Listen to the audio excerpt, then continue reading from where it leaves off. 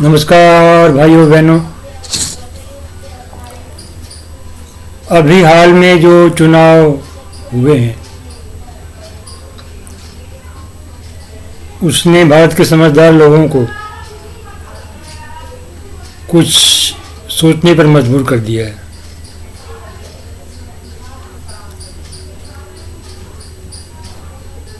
भारत के समझदार लोग पहले से ही जानते थे कि भारत के चुनावों को प्रभावित करने के लिए बहुत से देश अपना पैसा भारत में लगाते हैं। इसमें अरब देश भी हैं और विकसित देश भी हैं। भारत के अंदर बहुत से शत्रु हैं जो ये चाहते हैं कि भारत एक कमज़ोर और पिछड़ा देश बना रहे।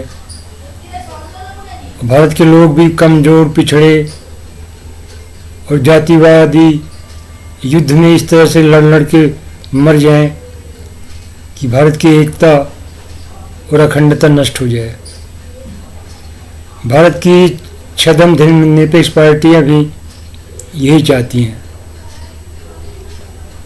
भारत की छद्म धर्मनिरपेक्ष पार्टियां भी भारत के लोगों में को जातिवाद में बांटकर उन्हें आपस में लड़ाकर भारत की एकता और शक्ति को नष्ट करना चाहते हैं। और विदेशी शक्तियां भी यही चाहती हैं। अब भारत के अंदर और बाहर इतने शत्रु हैं तो हम इन शत्रुओं का कैसे मुकाबला कर सकते हैं।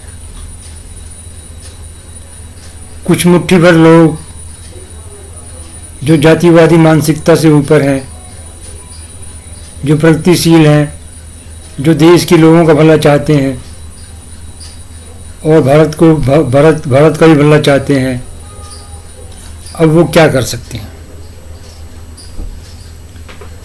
तो इन्हीं सब बातों को ध्यान में रख के मैंने लेख लिखा है। मेरे लेख का शीर्षक है विकसित देशों की नीचता और दुष्टता।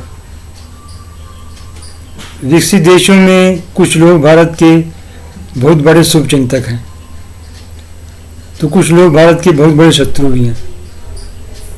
विकसित देशों में भारत के शत्रु बहुत ज़्यादा हैं।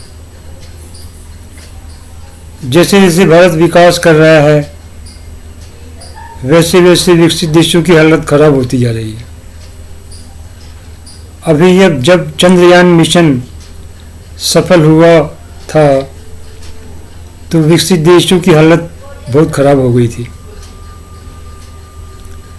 इससे पहले जब मंगलयान मिशन सफल हुआ था तब भी विकसित देशों की हालत बहुत खराब हो गई थी। जब मंगलयान मिशन सफल हुआ था तो सारे विश्व की स्पेस एजेंसियां बहुत ही आश्चर्यचकित हो गई थी क्योंकि भारत ने बहुत ही कम लागत में इस मिशन को सफल बनाया था। यह है इसरो की एक बहुत ही महानतम और श्रेष्ठतम उपलब्धि थी।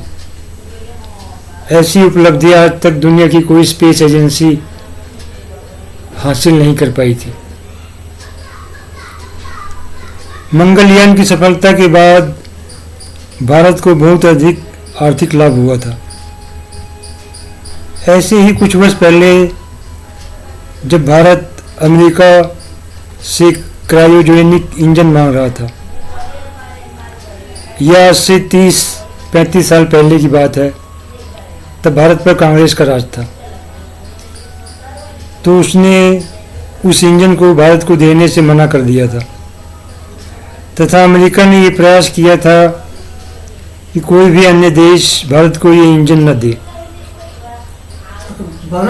फिर जब भारत ने स्वयं ये इंजन बना लिया तो फिर अमेरिका ने भारत के कई इंजीनियरों और वैज्ञानिकों को मारने का प्रयास किया था और कुछ इंजीनियरों और वैज्ञानिकों को मार भी दिया था और कुछ इंजीनियरों और वैज्ञानिक अभी भी मारे जा रहे हैं।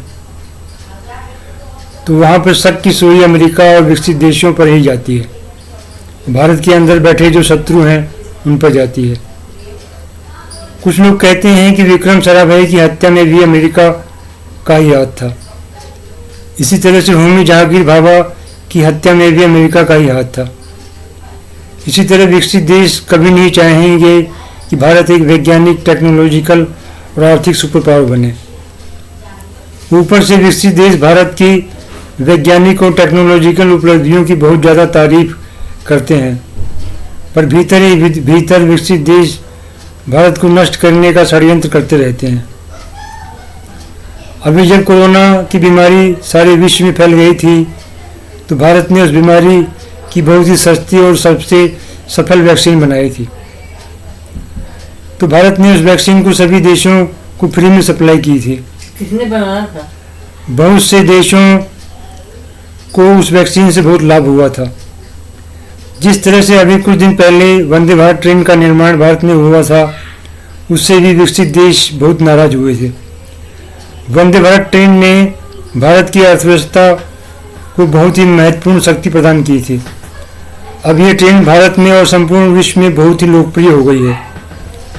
इस ट्रेन की मांग अब बहुत से देश कर रहे हैं, क्योंकि ये ट्रेन बहुत ही सस्ती और बहुत ही अच्छी है। इतनी सस्ती और अच्छी ट्रेन आज तक कोई भी देश नहीं बना पाया है। भारत के अंदर भी बहुत से लोग भारत के परम शत्रु हैं, जो कि ऐसे हैं जो कि कभी नहीं चाहते कि भारत आगे बढ़े, तो भारत एक विकसित देश बने। भारत में मेक इन इंडिया के अंतर्गत बहुत से नवीन अन्वेषण हुए हैं, जिससे भारत को बहुत अधिक लाभ हुए हैं। इससे भारत में बहुत अधिक रोजगार के अवसर निर्मित हुए हैं। विकसित देश चाहते हैं कि भारत सिर्फ उनकी द्वारा निर्मित वस्तुओं का उपभोक्ता ही बना रहे। विकसित देशों की अंतर्राष्ट्रीय रणनीति नीचता और कुटिलता से भरी हुई है। विकसित देशों की कंपनियां बहुत ही खतरनाक है। इन कंपनियों से बहुत ही होशियारी से निपटना चाहिए। ये आज से काफ़ी वर्ष पहले की बात है, करीब 30-35 वर्ष पहले की बात है। तब भारत को मौसम पूर्वानुमान के लिए सुपर कंप्यूटर की ज़रूरत थी। तब भी अमेरिका ने उसमें अपनी टांग अड़ाई थी। अमेरिका ने यह भी प्रयास किया था कि भारत को किसी भी कीमत पर किसी और देश से ये कंप्यूटर न मिल पाए। पर जब भारत ने स्वयं ये कंप्यूटर बना लिया तो अमेरिका की हालत बहुत ख़राब हो गई और विकसित देशों की हालत भी बहुत ख़राब हो गई। भारत की वो सुपर कंप्यूटर ने पहले से जो कंप्यूटर था उसकी मार्केट को बहुत ही कम कर दिया था। ये भी भारत की बहुत बड़ी उपलब्धि थी। वैसे अमेरिका ने भारत की कई बार मदद भी की है और विकसित देशों ने भी बहुत बार मदद की है, पर अमेरिका और विकसित देश यही चाहते हैं कि भारत मदद ही लेता रहे। वो कभी भी इतना काबिल ना बने कि किसी की मदद कर दे। आज भारत विश्व की तीसरी सबसे बड़ी व्यवस्था बनने जा रहा है। आज भारत विश्व की तीसरी सबसे बड़ी अर्थव्यवस्था बनने जा रहा है। यह भी हो सकता है कि भारत विश्व की दूसरी सबसे बड़ी अर्थव्यवस्था बन जाए।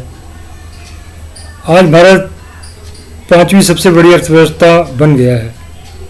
यह भी अमेरिका और विकसित देशों को बर्दाश्त नहीं हो पा रहा है। भारत की छद्म धर्मनिरपेक्ष पार्टियां भी यही चाहती हैं भारत एक विकसित देश ना बने, क्योंकि ये पार्टियां स्वयं परम भ्रष्टाचार में डूबी हुई हैं। ये पार्टियां नहीं चाहती हैं कि कोई भी उनके भ्रष्टाचार को रोके और कोई ऐसा कानून बने जिससे इन पार्टियों को नेताओं को जेल में जाना पड़े। वैसे मोदी जी को ऐसा कानून बनाना चाहिए था जिससे परम भ्रष्ट नेता जेल में बंद हो जाएं। ऐसा कानून मोदी जी को 2014 में ही बना देना चाहिए था, पर अभी भी देर नहीं हुई है। मोदी जी अपनी तीसरी कार्यकाल में ऐसा कानून बना सकते हैं और उन्हें बनाना भी चाहिए, जिससे सारे परम भ्रष्ट नेता जेल में बंद हो जाएं। अभी भी भारत कई क्षेत्रों में विकसित देशों से बहुत पीछे है। भारत को अब ऐसी शक्ति बनना चाहिए जिससे भारत हर क्षेत्र में विकसित देशों से के बराबर आ जाए और कुछ ही वर्षों में विकसित देशों से भी आगे चला जाए। अभी भारत में हवाई जहाज, हेलीकॉप्टर और अन्य बहुत से रक्षा उपकरण नहीं बनते हैं और बहुत से जरूरी उपकरण और अन्य बहुत से उत्पाद भी भारत में नहीं बनते हैं। अब भारत सरकार को सभी तरह के उपकरण और उत्पाद को भारत में ही बनाना चाहिए। वैसे भारत ने जो वंदे भारत ट्रेन बनाई है उसमें 70% सामान भारत में बने हैं और 30% उत्पाद विदेशों से आयात किया गया है। अब भारत सरकार को ऐसी व्यवस्था बनानी चाहिए जिससे सभी तरह के उत्पाद जो वंदे भारत ट्रेन में लगे हैं वो सब भारत में ही बने। इसी तरह से एक ट्रेन मैगलेव आई है, उस पर भी भारत को तेजी से काम करना चाहिए। अभी इस ट्रेन के बारे में भारत की सरकार ने, रेलवे मंत्रालय ने कोई भी कार्य आरंभ नहीं किया है। बुलेट ट्रेन पर भी काम शुरू हो गया है, उसे भी और तीव्र गति से काम, उस पर भी अभी और तीव्र गति से काम होना चाहिए। पर्यावरण हितैषी तरीके से औद्योगिकीकरण में ही भारत का भविष्य है। इस तरह से हम भारत में बहुत अधिक रोजगार के अवसर निर्मित कर सकते हैं। Quantum computer, robotics, artificial intelligence में भी बहुत अधिक रोजगार की संभावना है। अभी औद्योगिकीकरण करते हुए पर्यावरण को ध्यान में नहीं रखा जा रहा है। सरकार को पर्यावरण हितैषी तरीके से औद्योगिकीकरण करना चाहिए। अब भारत की वंदे भारत की जो ट्रेन है उसकी बहुत देशों से डिमांड आ रही है। ये रेलवे के लिए स्वतंत्रता के बाद सबसे बड़ी उपलब्धि है और ये देश के लिए भी बहुत बड़ी उपलब्धि है। भारत को एक विकसित देश तो बनना ही है, पर भारत को विकसित देश की खराबियों को नहीं अपनाना है। भारत को अपनी परंपरा और संस्कृति को अभी और अधिक विकसित करना है। अभी भारत में के ग्रामीण क्षेत्रों के लोग बहुत अधिक पिछड़े हुए हैं, उन्हें बड़ी आसानी से बरगलाया जा सकता है। अभी हाल में संपन्न हुए चुनावों में जनता को खूब बेवकूफ़ बनाया गया है। राहुल गांधी ये समझते हैं ये देश तो उनके बाप की जागीर है।